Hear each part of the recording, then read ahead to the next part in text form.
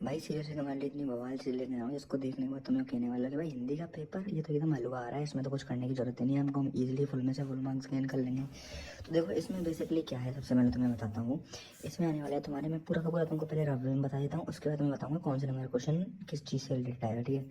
सबसे पहले है इसमें अपठित गद्यांश। अपठित गद्यांश के भीतर तुम्हें 6 नंबर के क्वेश्चन देखेंगे, वो सॉरी 6 क्वेश्चन देखेंगे, 3 बाई 4 नंबर के, जो कि पूरा हो जाता है 4.5 नंबर का। एक आएगा तुम्हारा अपठित पद्यांश, जो भी 6 नंबर का, वो सॉरी 4.5 नंबर का आएगा। 6 क्वेश्चन होंगे 3 बाई 4 के, ये हो गए दोनों 9 नंबर के।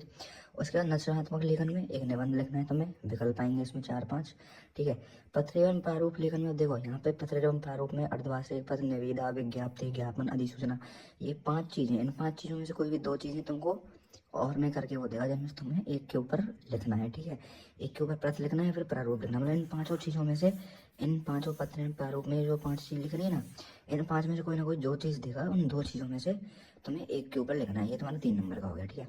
उसके बाद है अभिव्यक्ति माध्यम पाठ्य पुस्तक पर आधारित। इसमें 3 नंबर पे जो चीज आती है ना, वो आती है विभिन्न माध्यमों के लिए लेखन पर आधारित 2 बहुवचनात्मक एक एवं एक लघुत्रात्मक प्रश्न, मतलब 2 बहुवचन है तो मतलब 2 MCQ आएंगे 1-1 नंबर के, और एक आएगा 2 नंबर का क्वेश्चन, मतलब 2+2 ये हो गया पूरा 4 नंबर का। अब तुम कहोगे कि भाई साहब ये विभिन्न माध्यमों के लिए लेखन पर आधारित 2 बहुवचनात्मक एवं एक लघुत्रात्मक, ये कौन सा टॉपिक है? तो ये मैं तुम्हें बताता हूँ। जैसे तुम पासबुक नहीं खोलोगे, तो इस पासबुक में यहाँ पे ये वाला जो टॉपिक है ना, विभिन्न माध्यमों के लिए लेखन, 343 नंबर पेज पे, 343 नंबर का पेज खोलता हूँ। तो यहाँ पे ये रहा विभिन्न माध्यमों के लिए लेखन। यहाँ पे देखो सबसे पहले जन शर्मा के मुद्रित प्रिंट माध्यम, यहाँ पे प्रिंट माध्यम की छोटी सी चीज़ है। उसके बाद रेडियो, रेडियो की छोटी सी चीज़ है। उसके बाद टेलीविजन, टेलीविजन के लिए छोटी सी चीज़ है, ठीक है। उसके बाद अपना एंड में आता है इंटरनेट, इंटरनेट के लिए छोटी सी चीज़ है, ये रही बस यहाँ तक, यहाँ तक इंटरनेट के लिए छोटी चीज़ है। इसमें तुमसे किस तरीके का क्वेश्चन पूछेगा? 2 तो पूछेगा मल्टीपल चॉइस क्वेश्चन, और एक पूछेगा थोड़ा लघुत्रात्मक क्वेश्चन 2 नंबर का, ठीक है। अगर किसी को जनरल नॉलेज भी थोड़ी सी होगी तो वो इसके ऊपर ये चीज़ लिख देगा।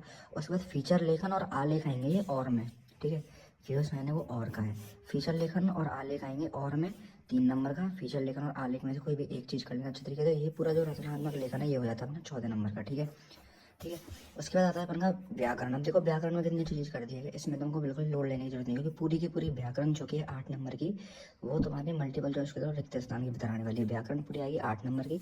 2 तो आएंगे इसमें MCQ, और 6 आएंगे इसमें रिक्त स्थान में। MCQ किससे आने वाला है? MCQ आएगा परिभाषिक शब्दावली से। इंग्लिश का शब्द दे देगा, हिंदी बतानी है, हिंदी का शब्द दे देगा, इंग्लिश बतानी है, ठीक है। और फिल इन द ब्लैंक्स आएंगे वो इन टॉपिक से आएंगे, 2 फिल इन द ब्लैंक्स से, 2 फिल इन द ब्लैंक्स से, और 2 फिल इन द ब्लैंक्स से। तो भाई इजीली देखो, अब तुम जानती हो फिल इन द ब्लैंक्स और MCQ में इतनी टेंशन लेने वाली बात क्यों नहीं होती, क्यों नहीं होती? क्योंकि भाई वो इजीली इधर उससे पता लग भी जाते हैं, और ऑप्शंस वगैरह आते हैं उसमें, और उनका अंदाजा लग जाता है, ठीक है। सिंपल सी ये बात है। उसके बाद तुम्हारी पहली जो पाठ्य पुस्तक है आरोह भाग 2, वो आएगी तुम्हारी 28 नंबर की। 28 नंबर कैसे आएगी? एक उसमें आएगी अपठित, वो सॉरी पठित से प्रसंग व्याख्या, गद्य भाग से, गद्य भाग से एक वाक्य आएगी 5 नंबर की। दूसरी आएगी उसमें पद्य भाग से वाक्य 5 नंबर की, ठीक है। लेखक का जीवन परिचय आएगा 3 नंबर का, ठीक है। लेखक का जीवन परिचय 3 नंबर का। और प्रश्नोत्तर आएंगे गद्य से, 3 तो MCQ आएंगे, एक आएगा शॉर्ट आंसर 1.5 नंबर का, एक आएगा दीर्घ 3 नंबर का। तो ये हो जाती है 7.5 नंबर की गद्य भाग का। और यहाँ से पद्य भाग से भी किस तरीके क्वेश्चन आएंगे? 3 आएंगे MCQ 3 नंबर के, एक शॉर्ट आंसर आएगा 1.5 नंबर का, और एक आएगा दीर्घ पूरे के पूरे तुम्हारे 3 नंबर का, ठीक है। तो इस तरीके से ये भी 7.5 नंबर की हो जाती है। 7.5 7.5 15 नंबर हो गए। 15 5 20, 20 और यहाँ पे 5 25 और 3 28, और 28 नंबर की हो गई तुम्हारी आरोह भाग 2। उसके बाद आ जाता है अपन का, देखो नीचे ये पाठ्य पुस्तक विधान से। पाठ्य पुस्तक विधान से क्या है? 2 लॉन्ग क्वेश्चन आएंगे, विकल्प और में आएंगे, 3 3 नंबर के आएंगे, 2 6 नंबर की, यहाँ पे ये हो गया। और 2 MCQ और 2 शॉर्ट आंसर आएंगे। 2 MCQ आएगा 1 1 नंबर का, और 1.5 1 नंबर के 2 क्वेश्चन आएंगे। इसमें शॉर्ट दी हो जाएगी 5 और 6 और 5 11, 11 नंबर की तुम्हारी बतान आने वाली है। बताने में से मतलब बेसिकली क्या आएगा? 2 तो लॉन्ग क्वेश्चन, 2 शॉर्ट क्वेश्चन, और 2 MCQ, ठीक है। इस तरीके से तुम्हारा ये चीज़ हो जाती है। अब मैं तुमको पूरा पेपर पैटर्न बता दूंगा, पेपर पैटर्न किस तरीके से आएगा। हिंदी का जो पेपर पैटर्न आएगा ना, उसमें देखो पहला क्वेश्चन आएगा तुम्हारा MCQ, जिसके भीतर 12 क्वेश्चन होंगे 1 1 नंबर के, मतलब मल्टीपल चॉइस क्वेश्चन आएंगे। पेपर खोलते सबसे पहला जो क्वेश्चन होगा वो होगा मल्टीपल चॉइस क्वेश्चन होगा, जिसके भीतर 12 मल्टीपल चॉइस क्वेश्चन होंगे, ठीक है, 1 1 नंबर के। तो यहाँ से तुम्हारे 12 नंबर हो जाते हैं। उसके बाद फिल इन द ब्लैंक्स होगा दूसरे नंबर क्वेश्चन, जिसमें 6 फिल इन द ब्लैंक्स होंगे 1 1 नंबर के, तो ये 6 नंबर यहाँ से हो जाते हैं। उसके बाद आएगा तुम्हारा अपठित गद्यांश 4.5 नंबर का। तीसरे नंबर क्वेश्चन है वो अपठित गद्यांश का। चौथे नंबर का जो क्वेश्चन है वो अपठित पद्यांश का है, 4.5 नंबर का। उसके बाद 5 नंबर का जो क्वेश्चन है वो है शॉर्ट आंसर 2 नंबर का। 6 नंबर का भी 1.5 नंबर का क्वेश्चन, 7 नंबर का भी 1.5 नंबर का क्वेश्चन, 8 नंबर का भी 1.5 नंबर का क्वेश्चन, 9वें नंबर का भी 1.5 नंबर का क्वेश्चन, ठीक है। 10वें नंबर पे क्या आएगा, लॉन्ग आंसर और में आएगा ये 3 नंबर का। 11वें में भी लॉन्ग आंसर और में आएगा 3 नंबर का। 12वें में भी लॉन्ग आंसर और में आएगा 3 नंबर का। और का मतलब है कि 2 क्वेश्चन आएंगे, एक करना है, ठीक है। 13वें में भी लॉन्ग में आएगा और में 3 नंबर का। और 14वें में भी लॉन्ग आंसर आएगा और में 3 नंबर का, ठीक है। और यहाँ पे फिर 14वें नंबर क्वेश्चन आएगा, वो आएगा आलेख और फीचर। आलेख और फीचर तुमको दे रखे होंगे, आलेख लिख दो या फिर फीचर लिख दो, सिंपल से लिखने की बात है, ठीक है। 3 नंबर का। 15वें नंबर का क्वेश्चन आएगा लेखक परिचय का। 2 लेखक परिचय का नाम दे देगा, 2 लेखकों का नाम दे देगा, उसमें किसी भी एक के ऊपर तुमको लेखक परिचय लिखना है, पूरे के पूरे 3 नंबर का, ठीक है। 16वें नंबर पे आएगा पठित पद्यांश। और 17वें नंबर पे आएगा पठित गद्यांश। 5-5 नंबर के दोनों हो जाएंगे।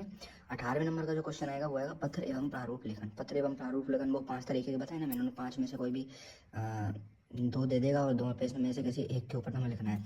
और 19वें नंबर पे लास्ट एंड फाइनल में आएगा निबंध। पेपर पूरा पैटर्न ऐसे कर रखा है कि जिस सीक्वेंस में कर रखा है उसी सीक्वेंस में पेपर करना है, क्योंकि जो ज़्यादा टाइम कंज्यूमिंग चीज़ें हैं वो एंड में दे रखी हैं, और जो कम टाइम कंज्यूमिंग चीज़ें हैं, क्वेश्चन हो गए मल्टीपल चॉइस क्वेश्चन, वो शुरू में दे रखे हैं। तो शुरू में कम टाइम कंज्यूमिंग चीज़ें कर लेना, बाद में ज़्यादा टाइम कंज्यूम करना चीज़ें कर लेना, ठीक है। तो ये इजीली अपन लोग पेपर कर सकते हैं, इसमें कुछ भी बड़ी बात नहीं। देखो जो क्वेश्चंस होते हैं उनको तुम लोग बुक में से अपनी पासबुक वगैरह में से याद कर सकते हो। सिंपल सिंपल समरी याद कर लो, और इजी से क्वेश्चन ही आते हैं, ज़्यादा ऐसे मुश्किल क्वेश्चन नहीं आते। तो क्या कर सकते हो कि सिंपल से समरी पढ़ लो चैप्टर्स की, उनमें से तुम्हारे ये पूरे के पूरे जो क्वेश्चन हैं ये निकल जाएंगे। ग्रामर 8 नंबर की है, कोई इतनी टेंशन लेने वाली बात नहीं है। 8 नंबर की फिल इन द ब्लैंक्स आएंगे, इजीली आइडिया लग जाता है। अलंकार में से फिल इन द ब्लैंक्स आ रहा है भाई, ठीक है, उसमें क्या है सब आइडिया लग जाता है, ठीक है। और शब्द शक्ति में से आ रहा है, उसमें भी इजीली आइडिया लग जाता है।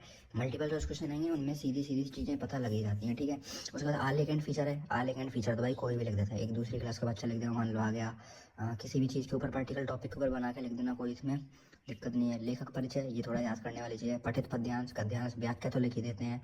निबंध है भाई, निबंध में क्या है, निबंध तो देखो कितने भी तुम याद कर लो कोई बात नहीं होती, जितनी तुम्हारी लिखने की अच्छी तुम्हारे माइंड की जितनी अच्छी पावर होगी लिखने की, उतनी ही इसमें अच्छे नंबर मिलते हैं, ठीक है। तो ये सिंपल सी चीज़ें है, ये सारी चीज़ें तुम बुक में से कर सकते हो, इसलिए इसमें कोई बड़ी बात है नहीं। बुक में से मतलब 5 बुक में से कर सकते हो। क्वेश्चन आंसर है इसमें बस समरी याद रखो चैप्टर्स की, ठीक है।